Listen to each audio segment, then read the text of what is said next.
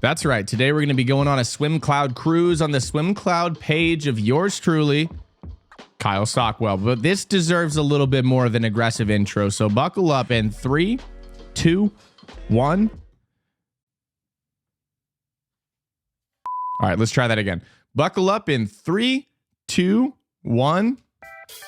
Ladies and gentlemen, welcome back to my channel. Welcome back to the SwimCloud Cruise. And today we're in for a good one. That's right. My name is Kyle Stockwell, and today we're going to be looking at my SwimCloud page. We're going to be going through the best times. We're going to be looking at maybe my progression, maybe my specialties. We're going to be looking at everything. Buckle up. Don't forget to Venmo me $100. That's the entry fee to come on board the cruise. We'll get you set up in a luxury suite with a bottle of champagne and maybe some pillow chocolates or something like that. All right, ladies and gentlemen, on the screen now, you should see my SwimCloud page. That's right. Kyle Stockwell, Austin, Texas. It's where I live. Santa Clara Swim Club. That was my most recent affiliation for a club team.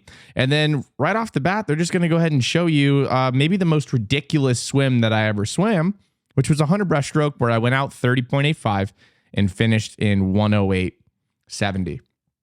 I'll let you do the math on that one. Then moving down here, we got my club teams and my high school teams and my college team affiliations. I did swim in Austin, Texas at Westwood High School.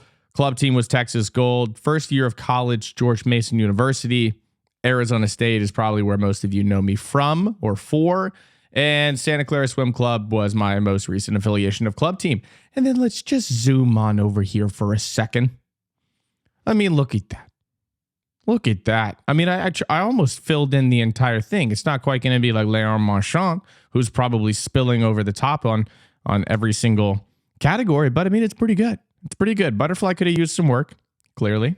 Butterfly could have used some work, but everything else looks pretty good. Progression is a little interesting. I did end up getting hurt. I got hurt. I tore my labrum, so I had a little bit of a rough season there. But we bounced back. We bounced back before slowly falling off a cliff into my mid to late 20s, where things got away from me a little bit. But I wasn't quite as bad as I was when I was like 14 years old. So we're going to find some positives here. All right, let's go ahead and dive into the personal best section. I'm going to take y'all through a little brief story into each of, a few of these, at least a few of these. Some of them funny, some of them not funny, some of them happy, some of them sad. We're going to start off real quick with a sad one. That's right. 2205, the Patriot Invitational, my freshman year of college in the 50 freestyle. I wanted more than anything to break 22 seconds in the 50 freestyle. And I think that might still be a goal of mine. Breaking 22 might be a YouTube series coming up soon. Maybe I've got a couple other that are stored up after I dealt with a little bit of an injury, but breaking 22 was something that I wanted to do for a long time. So I convinced my coach to let me do the 50 freestyle. I got ready. I will hype myself up. I probably took a scoop of pre-workout. I put on my shiny dome cap. It has an important piece in this story coming up. I get up on the blocks for prelims. I'm thinking 19, maybe 18.8, 18.9. This could be your moment. You're a 400 IMer. It's time to break 22. It's time to break 20. It's time to break 18, 17.9. Let's beat Jordan Crooks to it. I hit the water. Boom. My head pops out of streamline. I'm flying all over the place. I have to pop straight up, 0 dolphin kicks, sprint to the wall. If they had splits on this, I was probably out 12-0, back 10.05. That's probably, we're just going to go ahead and go with that. But not documented on SwimCloud. Later on, I'm 90% sure, I'm remembering this properly as I click on Meet Simulator for absolutely no reason. I'm 90% sure I remember this accurately. I think off the blocks in practice, I went like a hand time 21.4, 21.5, 50 freestyle or something like that. Something like that. So all things considered, and all things considered that I might have a bad memory at this point, throw me in a tech suit, put me in a meet, taper me, finals, better pool 1 degree colder at night, probably put me down for a 17.8. Okay, moving on. 100 freestyle, that's actually my best time from high school, leading off a relay because I didn't swim it anymore. 200 freestyle, I think I'm actually a lot faster than a 148. I'm pretty sure I went 142 in like a dual meet in college. And I did split like 139 on a relay. Not that that's like anything too crazy, but I just wanted to prove to you that I am not a 148 200 freestyler. So I will be directing y'all to this video if you ever call me out for not being while 132 in the 200 freestyle and talking about swimming like I'm a 132 in the 200 freestyle. Moving on. 500 freestyle. We're going to skip a lot of the long course times because I didn't really do too much long course. This swim is actually a funny one. At the Speedo Champions Series in College Station, that was probably one of the better, more vivid meets of my life. 100%. I couldn't mess up at that meet. I was just on fire. Everything I touched turned into a junior national time, a junior national cut, every single thing. That swim in particular, though, I was on one side of the pool. It was men's side, women's side, I believe, in prelims. I don't know if this was prelims or finals, actually, now that I think about it. I remember having that giant video board behind me where you could see your splits.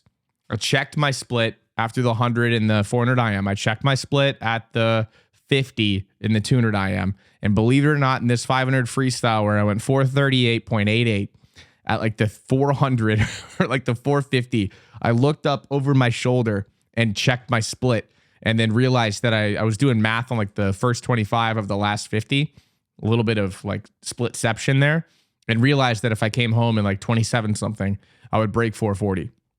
So I hammered it and went 438.88. So a little fun story. Don't do that. Don't do what I did. Just swim. Just get after it. But a little bit of a funny story there for you. Yeah, the 100 backstroke, 52.09. That was unsuited. Shout out Gretchen Walsh. She just went 48.7 in 100 backstroke unsuited. I went 52.09 against Minnesota in 2014. So times are changing. Arizona State versus Arizona, 148.38. I wish I could tell you that that wasn't suited. It was. I was a little bit sick, though. I was a little under the weather, I think, at that meet. Because that was the meet I'm pretty sure that Phelps swam in the breaks at. And the 400 IM, I went like 340, or no, I wish, 352. But I like couldn't breathe the week before. My throat like closed up. I was probably like allergic to pressure. And yeah, I don't know. 148.38 is not bad. I guess that's my best time. The 50 breaststroke, 26.31. That's from an invitational where my best time in the 100 breaststroke is a 56.42, but it's not actually that. We'll go ahead and actually move down to my 200 breaststroke. We're going to click into this one because I like this race. I do, because I absolutely sent it. Because clear as day right there. Best time in the 50 breaststroke, 26.21. Absolutely getting after it. I was the last seed into the B final at Pac-12. So I was like, just hammer it. Hammer it. Get out there. If you end up getting DQ'd, that's one thing. Don't get DQ'd. But if you die, you're still going to get the same amount of points for the team, which would be, that's right, 1 point, baby. Cleaning house at Pac-12s in 2016. This guy was. But I was out 26.2, 30.1. I mean, hammer in the first 100. If I had just gone 30.1 and then 22.6, I probably would have broken like 150. 30.5 on the third 50, 126.86. I mean, we're absolutely flying, and then things start to lock up. I think I actually just went high tempo on the last 50 and got all out of sorts. If I had just stayed calm and relaxed, I probably would have been like 146. Okay, moving on back to my times. We're getting into the meat and potatoes of things where we can look at my 100 butterfly time, 55.14, which is not true because going out in my 400 IM, once again, I did go faster. I went faster than a 54.14. Would I have gone much faster than I went out in my 400 IM, which I believe was like a 52 was my fastest takeout in a 400 IM? No, probably not. I probably would have been like 50.1 and still gotten absolutely bodied. Oh, hold on. By Gretchen Walsh. And if she was wearing like gym shorts and a sweatshirt, she would probably still beat me. 200 fly, 156.57 against Cal. Oh, baby. Let's see how much I lost this by. 147 from Kochi. He beat me by 9 seconds. And I would have gotten last if it wasn't for Dane Stassi getting DQ'd. Thank you, Dane. All right, 200 IM, 148.19. Probably going to be the most interestingly split 148.19 you've ever seen in your life. 23.66 going out. We really laid down the law on that first 50. We let them know. We freaked them out. Let's just see hypothetically. Yeah, 22.6. 23.8 from Matt. Okay. 22.9. Okay, maybe I was up there actually. Maybe I was with the bunch. Let's see what Saliskar took it out in. 22.4. Okay, maybe I didn't go out that slow. 23.6 isn't fast. 27.4, pretty good backstroke split. 30.9, pretty good. 26.0. Honestly, still pretty pleased with that race. Still pretty pleased. I think in finals I went, wait, was that? Oh, that was my prelim time. In finals, we went out slower. Backstroke split was slower. Breaststroke split was slower. Freestyle split also slower. So I don't know what happened there. Maybe I had a bad nap or something like that. But moving on down the line, I wish more than anything I had the splits for this 200 IM. When you click it, it just comes up with the cumulative splits, because this was probably, I would say, arguably the best swim of my career. I remember, I was like 17 years old. I went 208.66. I would say this is the one that showed that I had the most promise at breaking Ryan Lochte's 200 IM 154.00 world record, because I was only 14 seconds off of breaking that world record. And I would just love to see the splits, because I have no idea. I have absolutely no idea what my splits were in that. And I'm a splits guy. I wish I knew. Now, backing up that, the only swim I think that would probably beat that 200 breaststroke that I did at Pac-12s and the 200 IM that I did at the meet, where we don't know my splits or anything, would be this 400 IM. I really wanted to go sub 350, but I was still happy with this because I thought I was going to still swim another year. I thought I was still going to have a chance to break 350. I did not. I did not swim. Spoiler alert. I quit swimming. I went out 53.51. Once again, just to let people know what they're dealing with. You're dealing with an absolute weapon of a butterflyer. 53.51. And then on backstroke, 29.4, 28.6. I like the building there. A little bit of building. And then I could not tell you.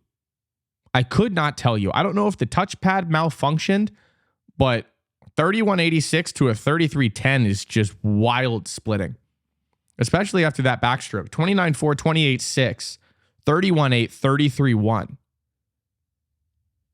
I don't know what happened. If I missed my wall or something, but if I hadn't sneezed underwater 4 times on that second 50, I would have gone 349, and that would have been that.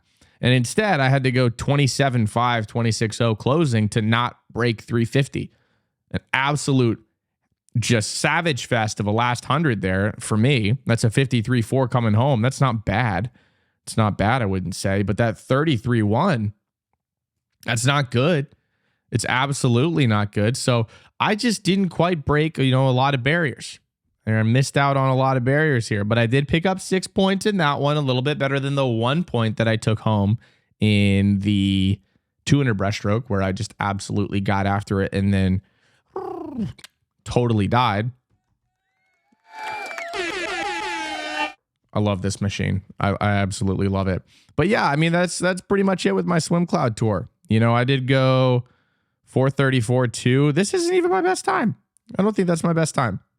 And we don't have splits for it. All right, we're just going to wrap things up there. I hope y'all like this. I hope y'all like getting a little bit of a view into my SwimCloud page, as I'm sure a few of you have been on it before and looked at some of those times and gone, why on earth do I listen to this guy? Well, you listen to me because I am more entertaining than I am athletically inclined. So thank you for watching. We're going to go ahead and fade out to a really cool, fun little song.